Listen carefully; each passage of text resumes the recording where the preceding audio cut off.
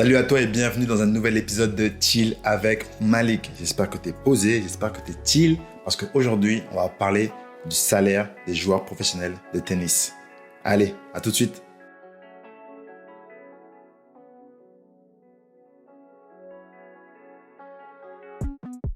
Oublie les strass et les paillettes des grands chelems. Aujourd'hui, on parle chiffres et réalité. Cet épisode de podcast, je le fais parce que je suis tombé sur une vidéo Vox sur YouTube qui essaye d'expliquer pourquoi les joueurs de tennis galèrent en fait. À dire vrai, ça m'a un peu surpris. Je pensais pas que c'était aussi difficile pour la majorité des joueurs de tennis. Tu imagines peut-être les joueurs de tennis comme des superstars baignant dans le luxe, mais derrière les matchs télévisés et les grands titres se cache une toute autre histoire pour la majorité d'entre eux. Une histoire où chaque coup droit peut être synonyme de survie financière, où chaque service manqué peut coûter bien plus qu'un point. Mais avant tout ça, revenons à la base.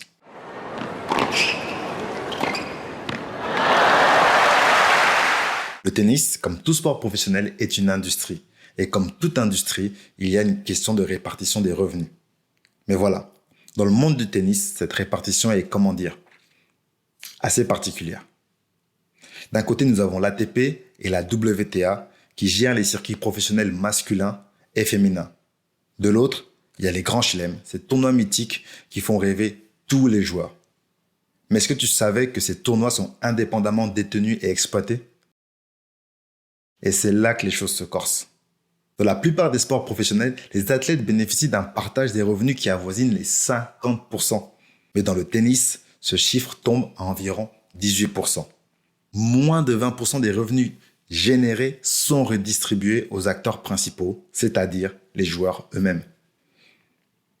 Alors oui, les stars du top 10 mondial s'en sortent bien, mais que se passe-t-il pour ceux qui gravitent autour de la 100e place ? Ou pire, pour ceux qui luttent dans les tréfonds du classement.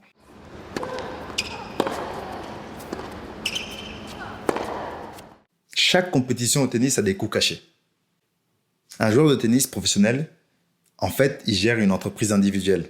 Et comme toute entreprise individuelle, et comme toute entreprise en fait, il y a des coûts d'opération.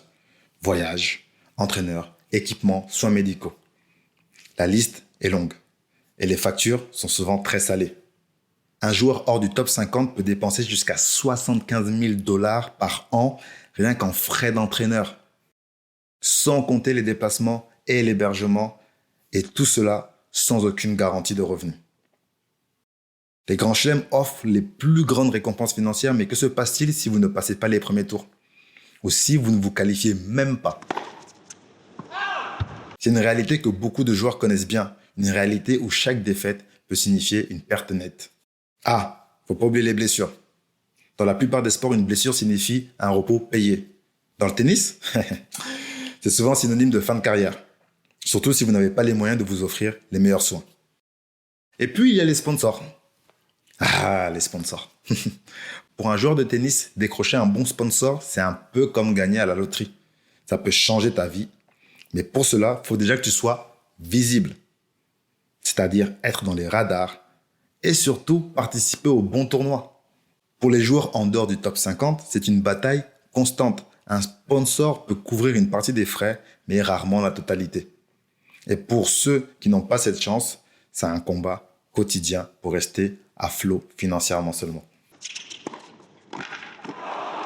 L'épisode touche à sa fin, mais ce que j'ai découvert en regardant cette vidéo, c'est à la fois édifiant et préoccupant.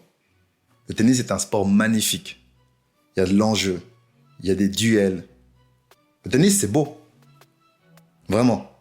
Mais il est clair que son modèle économique actuel, surtout, ne profite pas équitablement à tous ses acteurs. Maintenant, quelle est la solution ? Une meilleure répartition des revenus, des mesures de protection pour les joueurs blessés ou en fin de carrière, ou peut-être une réforme globale du système ? Ce sont des questions complexes qui nécessitent un débat ouvert et des échanges intelligents. Je t'invite à partager tes réflexions et à poursuivre cette discussion. Mais d'ici là, j'espère que tu écouteras le prochain épisode. Reste chill, prends soin de toi. Je te dis à bientôt. Ciao, ciao.